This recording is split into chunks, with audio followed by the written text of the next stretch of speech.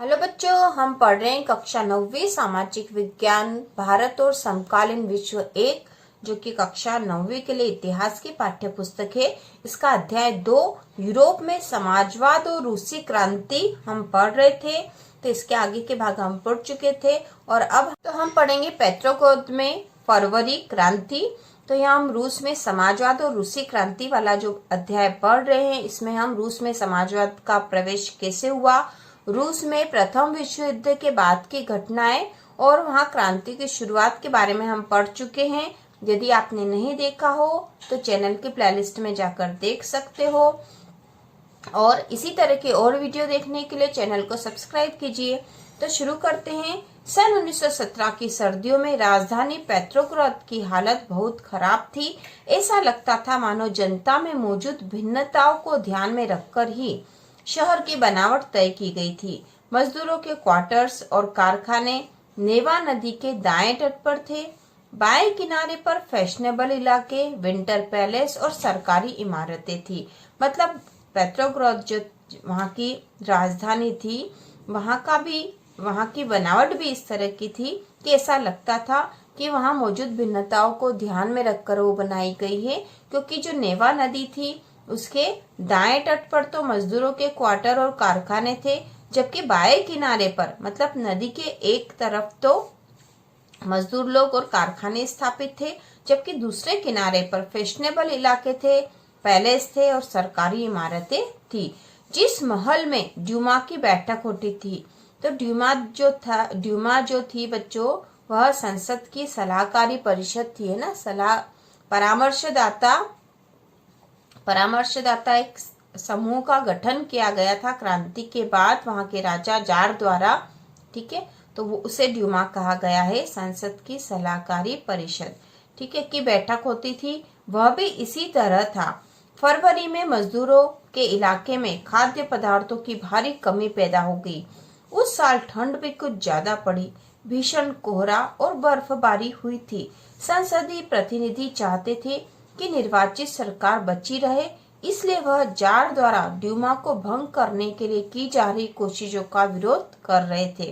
तो फरवरी में ऐसा कुछ हुआ कि मजदूरों के इलाकों में खाद्य पदार्थों की कमी हो गई और ठंड भी अधिक पड़ी। इसके साथ ही वहाँ के जो निर्वाचित सरकार थी वो चाहती थी कि जो ड्यूमा जो है उसको भंग न किया जाए, ठीक है।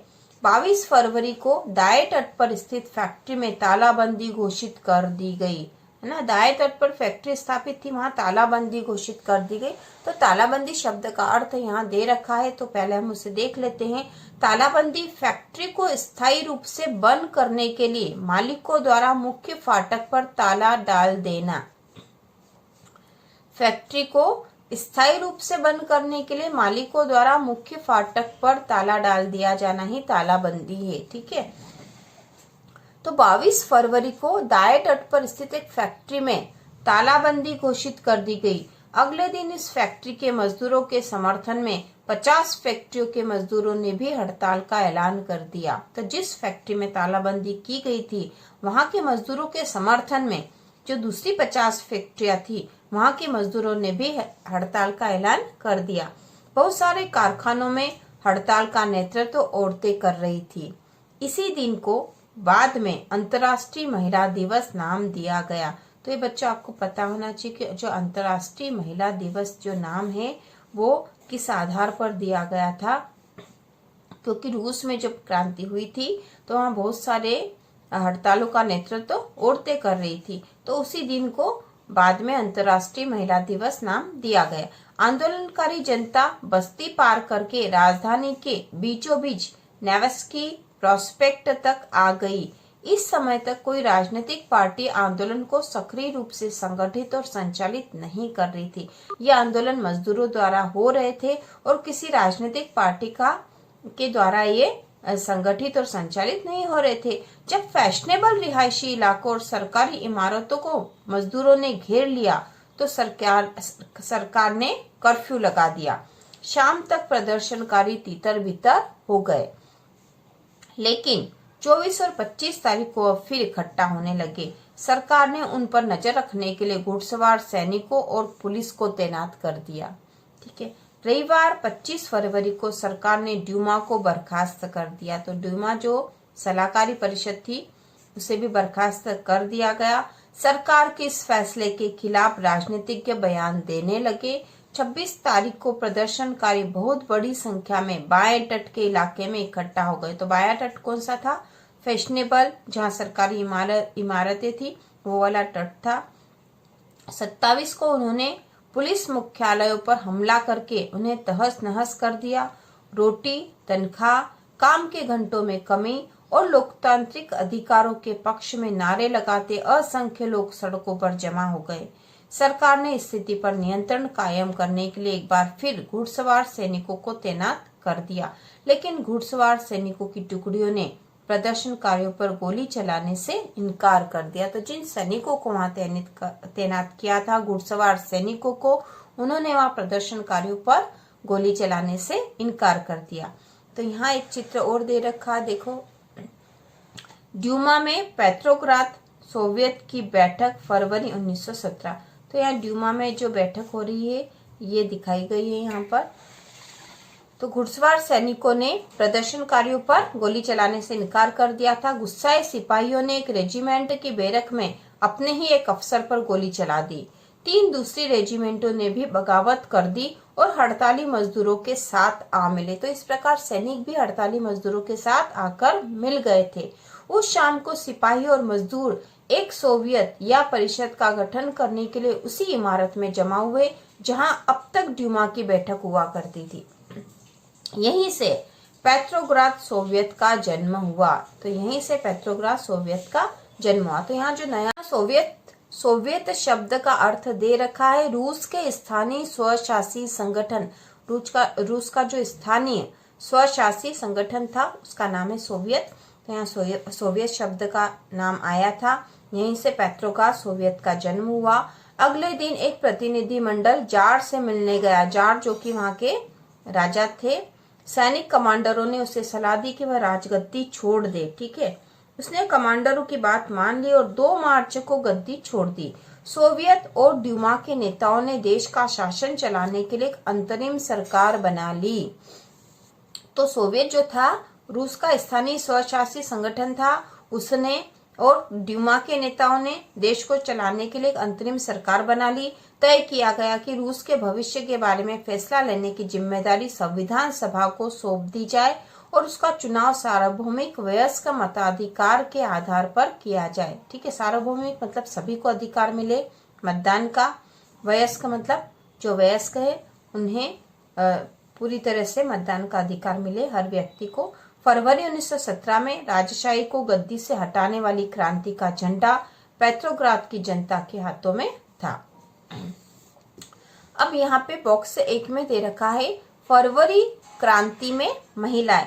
तो फरवरी की जो क्रांति हुई थी जहां के द्वारा या जिसके द्वारा वहां के जो राजा थे, जार था, जार ने अपनी राजगद्दी छोड़ दी थी और नई स्वशासी सरकार का गठन हुआ था। एक अंतरिम सरकार गठित हुई थी। चुनाव जो है सार्वजनिक वयस्क मताधिकार के सार्वभौमिक वयस्क मताधिकार के आधार पर होने वाले थे। तो वो जो क्रांति थी उसमें महिलाओं की क्या स्थिति थी यह हम पढ़ेंगे। फरवरी क्रांति में महिला कामगार अक्सर अपने पुरुष सहकर्मियों को प्रेरित करती रहती थी। लॉरेंज टेलीफोन फैक्ट्री में मार्फा वासिलेवा ने लगभग अकेले ही एक सफल हड़ताल को अंजाम दिया था। उसी दिन सुबह को महिला दिवस समारोह के मौके पर महिला कामगारों ने पुरुष कामगारों को लाल पट्टियां बांधी थी। इसके बाद मिलिंग मशीन ऑपरेटर का काम करने वाली मार्फा वासिलेवा ने काम रोक दिया और आनन फानन हड़ताल का आह्वान कर डाला। काम पर मौजूद मजदूर उसके समर्थन को पहले ही तैयार थे। फोरमैन ने इस बारे में प्रबंधकों को सूचित कर दिया और उसके लिए पाव रोटी भिजवाई। उसने पाव रोटी तो ले ली लेकिन काम पर लौटने से इनकार कर दिया। जब प्रशासक ने उससे पूछा कि वह काम क्यों नहीं करना चाहती तो उसने पलटकर जवाब दिया कि जब बाकी सारे भूखे हो तो मैं अकेले पेट भरने के लिए नहीं सोच सकती। मार्फा के समर्थन में फैक्ट्री के दूसरे विभाग में काम करने वाली महिलाएं भी इकट्ठी हो गई और धीरे धीरे बाकी सारी औरतों ने भी काम रोक दिया। जल्दी ही पुरुषों ने भी औजार जमीन पर डाल दिए और पूरा हुजूम सड़क पर निकल आया। तो इस प्रकार यहाँ बताया गया कि अकेली एक महिला जो मार्फा वासिलेवा थी, उसने किस प्रकार वहां की हड़ताल का नेतृत्व बड़ी सफलता पूर्वक किया था। अब आगे दे रखा, फरवरी के बाद अंतरिम सरकार में सैनिक अधिकारी, भूस्वामी और उद्योगपति प्रभावशाली थे। उनमें उदारवादी और समाजवादी जल्दी से जल्दी निर्वाचित सरकार का गठन चाहते थे।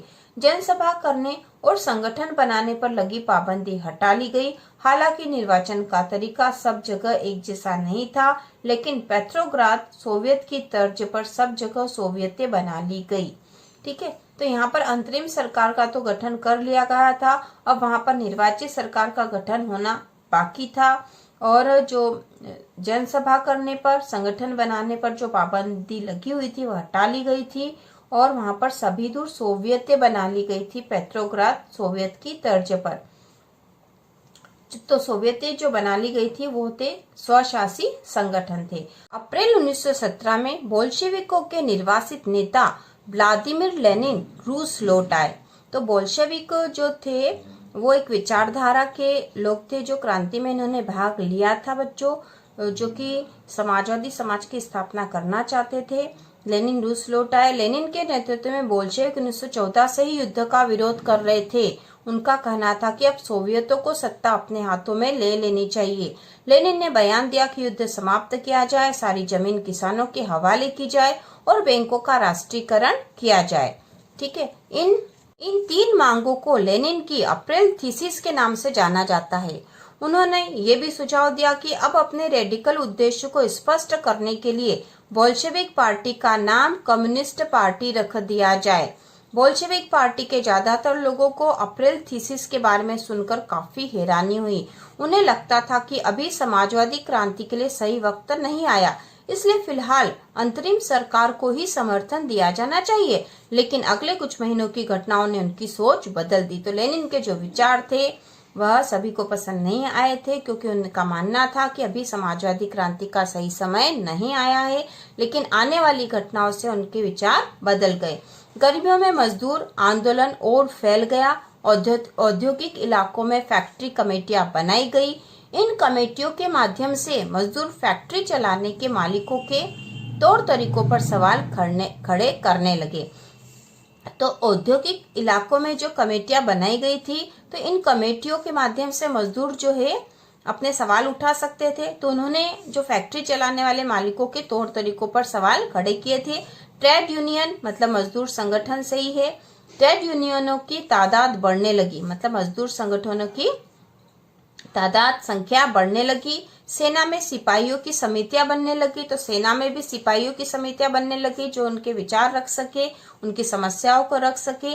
जून में लगभग 500 सोवियतों ने अखिल रूसी सोवियत कांग्रेस में अपने प्रतिनिधि भेजे।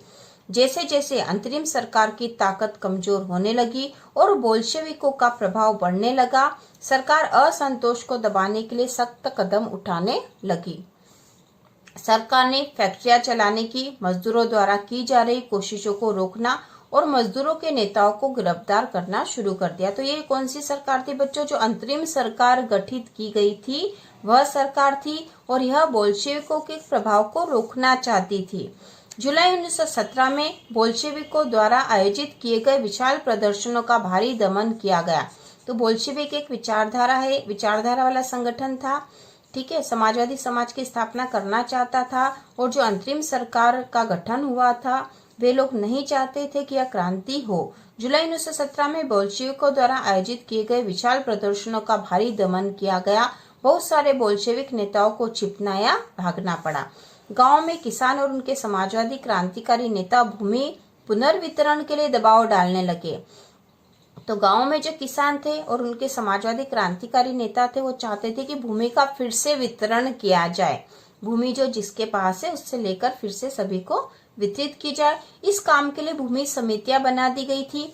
सामाजिक क्रांतिकारियों से प्रेरणा और प्रोत्साहन लेते हुए जुलाई से सितंबर के बीच किसानों ने बहुत सारी जमीन पर कब्जा कर लिया। तो यहाँ पर एक चित्र दे रखा है। अप्रैल 1917 में मजदूरों को संबोधित करते लेनिन की एक बोल्शेविक छवि। तो यहाँ पर ये लेनिन की छवि दे रखी है। ठीक है, समाजवादी छवि है ये इनकी। और यहाँ पर एक और जो चित्र दे रखा है, यहाँ पर, ठीक है, जुलाई के दिन 17 जुलाई 1917 को बोल्शेविक समर्थक प्रदर्शनकारियों पर सेना द्वारा गोलीबारी का दृश्य है। ठीक है,